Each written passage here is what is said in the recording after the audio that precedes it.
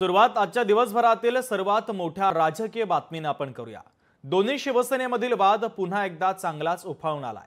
यंदाच्या दसऱ्याने दोघांच्या वादामध्ये चांगलीच आग पेटवलेली आहे। रामदास कदम आणि अनिल परब यांच्यामध्ये आरोप प्रत्यारोपांची जणू नवी मालिकाच आता सुरू झाली आहे।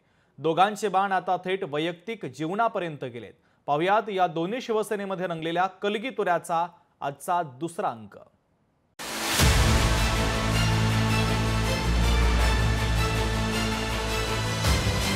2 दिवस शिवसेना प्रमुखांची बॉडी का ठेवली होती उद्धवजींनी। दसऱ्यानंतर वादाचा मेळावा। रामदास कदम यांच्या बायकोने स्वतःला जाळून घेतलं। ते जाळून घेतलं का तिला जाळलं का काय झालं? आरोप प्रत्यारोपांची नवी मालिका। याची सीबीआय चौकशी लावा अशी मागणी मी लेखी आता करणार आहे। रामदास कदम यांच्यावरती अब्रू नुकसानीचा दावा दाखल करत आहे। दोन्ही शिवसेनेत वादाचा स्फोट। दसरा मेळाव्यातल्या भाषणादरम्यान शिवसेनेचे नेते रामदास कदम यांनी बाळासाहेबांच्या पार्थिवाबाबत काही धक्कादायक दावे केले होते आणि यामुळे आता राज्यातलं राजकीय वातावरण चांगलंच तापलंय। रामदास कदमांनी केलेल्या या सर्व आरोपांवर उद्धव ठाकरे काय उत्तर देणार याकडे लक्ष लागलेलं होतं। पुण्यात झालेल्या पत्रकार परिषदेत उद्धव ठाकरेंनी या प्रकरणावर भाष्य केलंय। शिवसेना प्रमुखांच्या वतीने उपचार करणारे डॉक्टर आहेत, आज त्या डॉक्टरांना विचारून घ्या। 2 दिवस शिवसेना प्रमुखांची बॉडी का ठेवली होती उद्धवजींनी? तुम्ही काय अंतर्गत चाललं होतं तुमचं? पण हे सगळं कशासाठी? कोणतरी सांगितलं बाळासाहेबांच्या हाताचे ठसे घेतले होते, ठसे। मग ठसे कशासाठी घेतले होते? काय नेमकं होतं? बघा, मी तुम्हाला एक सांगू का, मी गद्दार आणि नमक हरामाना उत्तर देत नाही। तो माणूस गद्दार आणि नमक हराम आहे, त्या नमक हरामाला मी उत्तर देत नाही आणि देण्याची मला गरज नाही। रामदास कदम यांनी आरोपांची राळ उडवल्यानंतर ठाकरेंच्या शिवसेनेकडनं आमदार अनिल परब यांनी सुद्धा त्यांच्या आरोपांचा चांगलाच समाचार घेतला। रामदास कदमांवर टीकेचा भडीमार करत त्यांनी केलेले आरोप अनिल परब यांनी तथ्यहीन ठरवले। त्यानंतर रामदास कदम यांनी सुद्धा जोरदार पलटवार केलाय। बाळासाहेबांचं मृत्यूपत्र मी बनवलेलं आहे। खरं म्हणजे या गोष्टीचं बाळासाहेबांसारख्या दैवताच्या मृत्यूबद्दल शंका उपस्थित करून खरं आम्हाला त्याची उत्तर द्यायची गरज नव्हती, परंतु बाळासाहेबांसारख्या दैवताच्या मृत्यूबद्दल तुम्ही शंका व्यक्त करताय, 100% खोट आहे।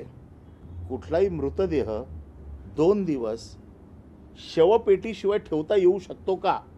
या रामदास कदमचं अक्कल गुडघ्यात आहे। याच्यावरती मी स्वतः रामदास कदम यांच्यावरती अब्रू नुकसानीचा दावा दाखल करत आहे। अनिल परब धादांत खोटं बोलतोय।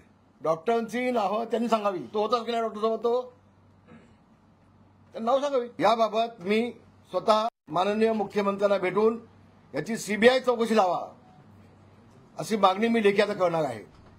म्हणजे दूध का दूध पाणी का पाणी होऊन जाईल। नमक हराम कोण आहे? तू किती मीठ आमच्याकडनं खाल्लंयस?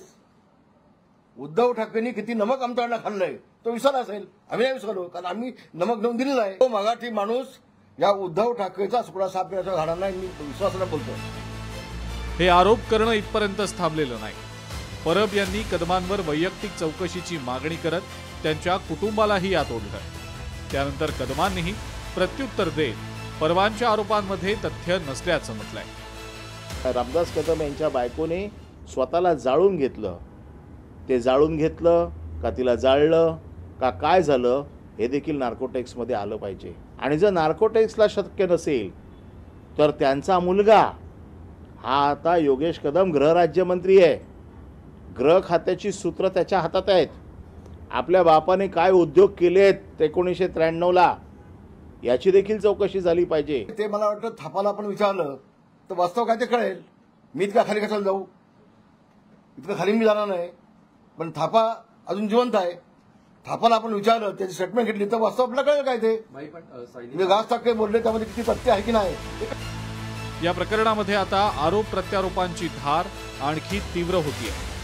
बाळासाहेबांच्या विचारांचा वारसा आपण पुढे नेतोय असा दावा दोन्ही शिवसेना पक्षांकडनं होत असला तरी वादाची दिशा आता निष्ठेपेक्षा वैयक्तिक टीका टिप्पणी आणि आरोप प्रत्यारोपांकडे वळल्याचं स्पष्टपणे दिसतंय।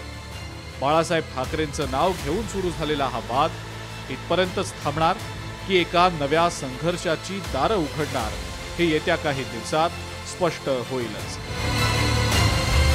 ब्युरो रिपोर्ट, लोकशाही मराठी. लोकशाही मराठी ऐका, पहा, जागरूक रहा.